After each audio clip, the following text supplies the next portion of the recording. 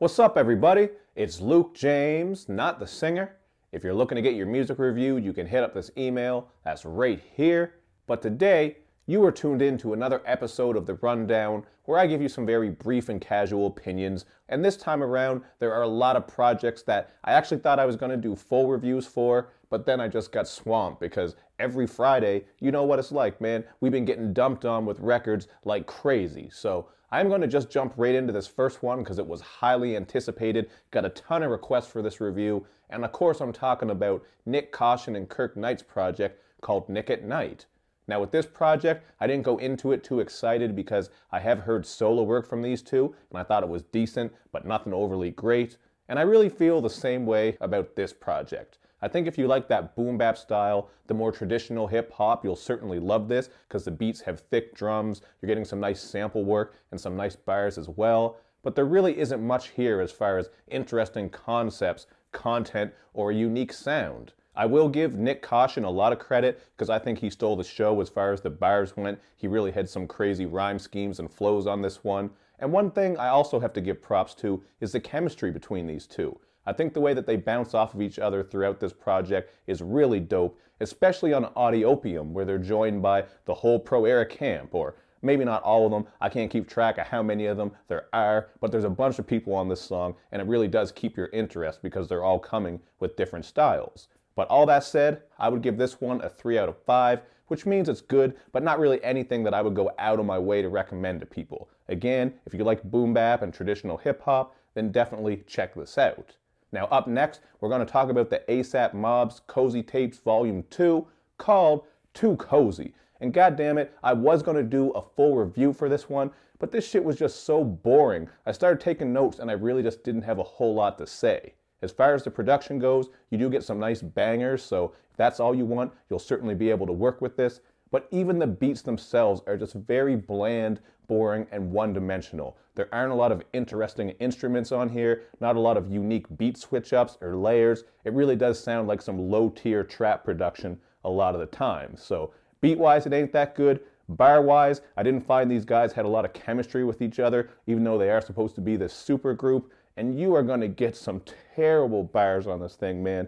ASAP Ant, Smokey, and Playboi Carti in particular are just awful all over this fucking thing. I swear to God, man, you could replace them with 2 Silk the Shockers and a rotisserie chicken and you would have a better project. As I said, the bangers are the saving grace, so I will go with a 2 out of 5. There really weren't a lot of songs on here that I liked, although I would say that ASAP Rocky and Big Sean held it down on the track that they did together. I'll scroll it across the screen because I am going blank for some reason, but I did like the sample-based production and the way they flowed with each other. Third up on this list, we're going to talk about Dizzy Wright's album, The Golden Age 2, and this is just another one of those projects that goes on for way longer than necessary.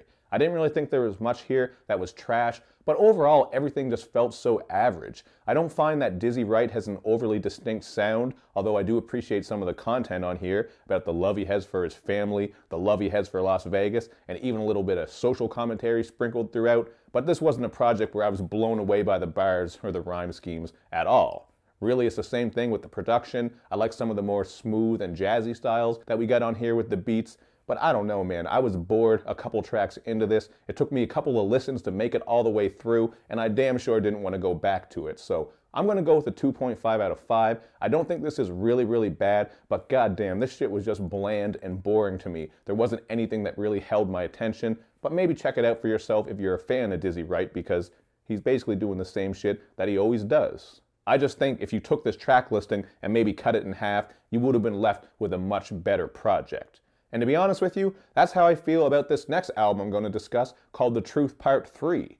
This one comes to us from Trae the Truth, who I've actually been a fan of for quite a while. I've just always liked the way that he mixes that raspy style with some rapid fire flows and even some singing vocals as well. So on the versatility front, he certainly has that covered. Production-wise, there's also a lot of versatility. You'll hear some hazy bangers, trap bangers, softer piano tracks, soft guitar tracks. There's just a lot of things happening on this project, but it all happens within the run of 1 hour and 20 minutes. So goddamn, this is just another really long project that really didn't need to be this long, at least in my opinion.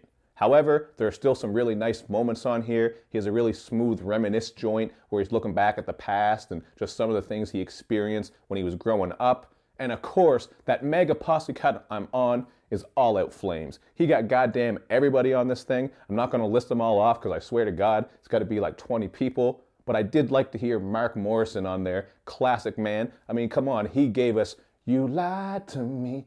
All that things you'll say you'll never do. Talking about Return of the Mac, that shit will go until eternity. And I also got to shout out Chamillionaire on this track because he pops up to let us know that he still has bars. I know people are split on Chamillionaire, but I really like some of his older mixtapes. Some of his albums had some gems on there as well. So I think he showed on this song that he could still spit. But with this project, I am going to go with a 3 out of 5. It's a little bit above average, but again, it's just the length and the filler that kills it. I know artists don't care about that. They don't really care about my rating or anything like that. But if you took off like 7 or 8 tracks here, this would have been a really dope and cohesive project. But meh, more music for you, and maybe you love it all. Now the 5th project we're going to talk about is Ugly God's mixtape, The Booty Tape. Right out the gate, you can tell this one just is what it is, a novelty comedy mixtape, because he's on here rapping about smashing girls on their period and licking Kool-Aid up their titties. So if you're into that lowbrow humor that's not really clever, he's just saying wild shit, then by all means, you really might like this project. But when it comes to the beats, they're really boring, just some very typical bassy production, nothing that really stuck out to me other than the song Bitch, which I think is an all-out slapper.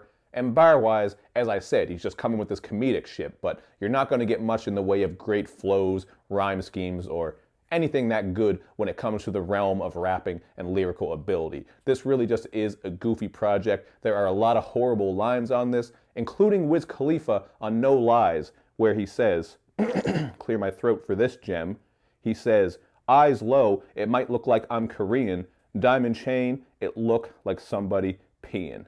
How the fuck do you actually write that down, rap it, and nobody says anything? That shit is just all out terrible. Maybe one of the worst lines I've heard all year. And I'm going to go with a 1.5 out of 5 on this project. I really don't think the beats are that great. I don't think the rapping's that great. And the humor is pretty stupid. So it is what it is. But hey, check it out if you like dumb humor.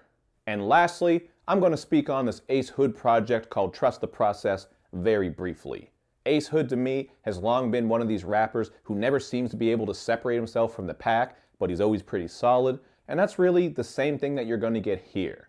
I can appreciate the content where he's rapping about moving on from the DJ Khaled drama and just trying to be positive, but sonically, there wasn't anything here that was too distinct or out of the ordinary. You are going to get some nice hazy bangers and catchy hooks. I think that's something that would be a strong point here. And Ace Hood can definitely still flow. I think he's a nice rapper when he wants to be, but there's just nothing about this project that is grabbing me and making me want to come back to it. I certainly don't think it's bad. I damn sure don't think it's great, but I would just barely give this one a 3 out of 5. Because really, you know, it sounds good for what it is. I think I could listen to this in the car or something like that, but I'm not dying to listen to it. It just seems like Ace Hood has kind of fallen off a bit since the earlier installments of the Starvation series, where he was really going in, coming with a variety of styles and production, but hey man, this one is what it is. It's kind of good. If you don't check it out, you're not going to miss anything, but I definitely think you might like some of these hazy vibes. But hey man, there you go. This episode wasn't too positive. There wasn't really anything here that I thought was great or anything that I'm really going to come back to, but I thought I'd fill you in on these projects anyway because you might have been curious. So that said, thank you for watching. We'll see what's going to come up next. We're in a little bit of a dry spot, so hopefully we get some gems dropping soon. But until then, do what you got to do, man. You know where all my social media sites are at, so show me love and show me lots of it. Thank you for watching, everybody. I will see you next time.